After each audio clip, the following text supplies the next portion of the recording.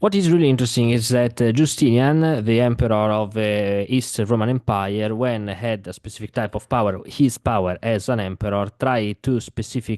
develop a specific type of government,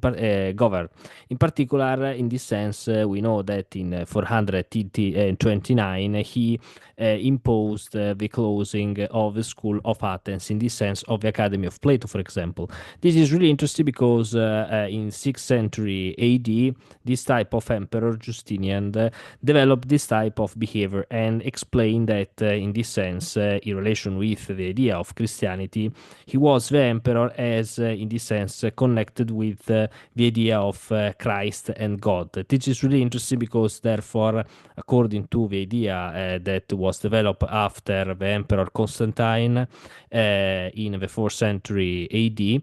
we know that the Roman Empire became, in this sense, Christian. And then we know that there was the division between, in this sense, the East part of the Roman Empire and the Western part of the Roman Empire. We know, therefore, that in any case, the Christianity it was developed, but at the same time, the idea of Augustus or the idea of emperor changed, in fact, into the idea of a pagan idea. The idea of emperor, it was the idea that the emperor is a sort of god.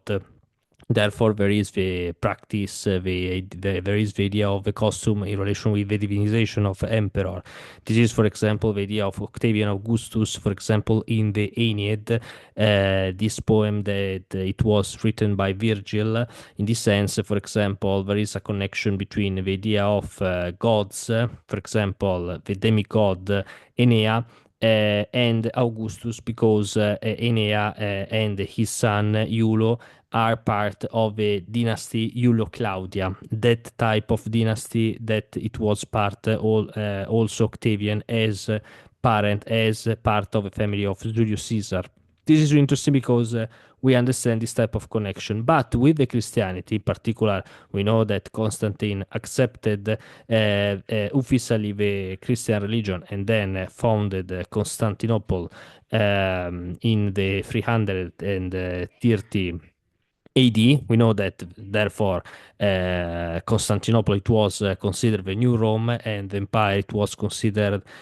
from different two parts, the east part and the western part. But the idea of Christianity developed the idea that the emperor couldn't be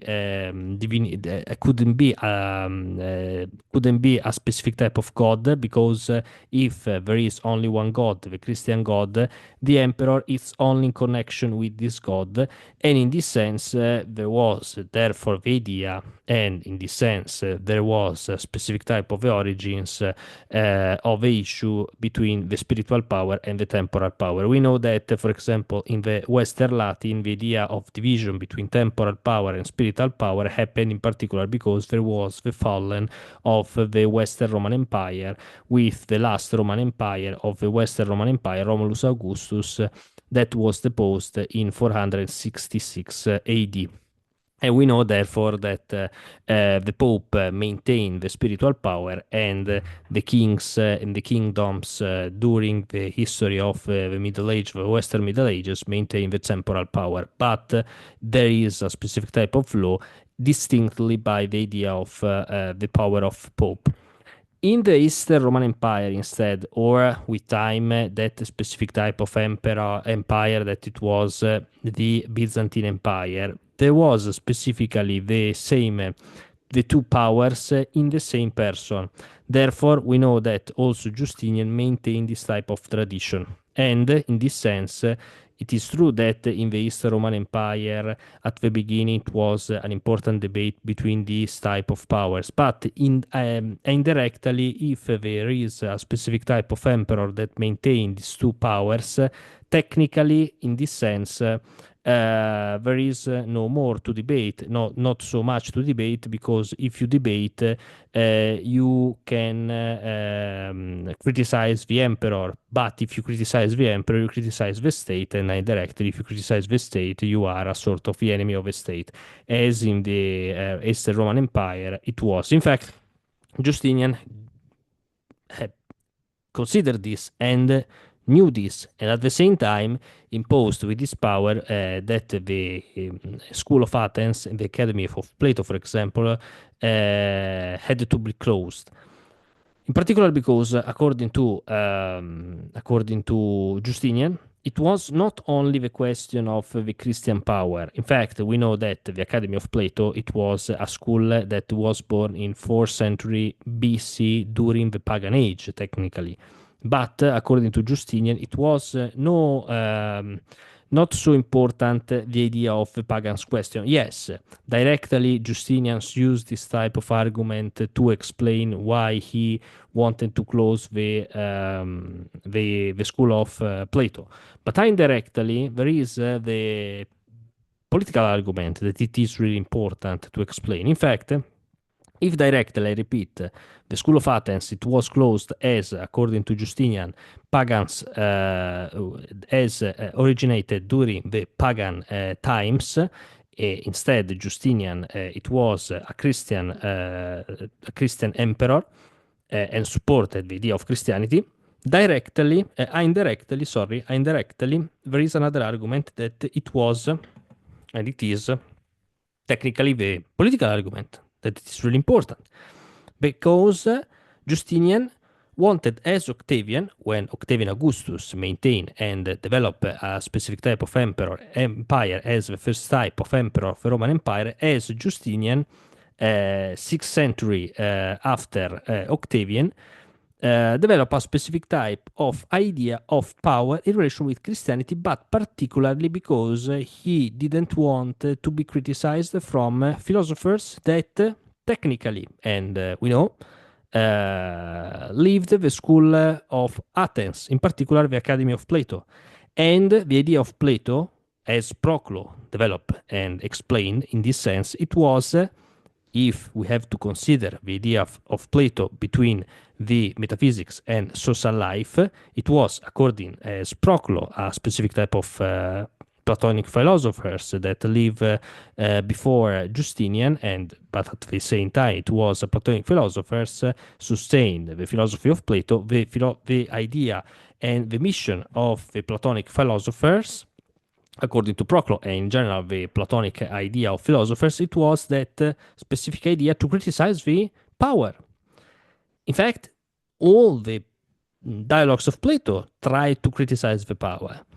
in particular the Republic and the laws, but in particular Plato tried to think about the difference between tyranny and democracy, or also between the idea of philosophy and sophism, or how to use the arguments to criticize politics, or how some arguments are in relation with politics because they want to support the politics.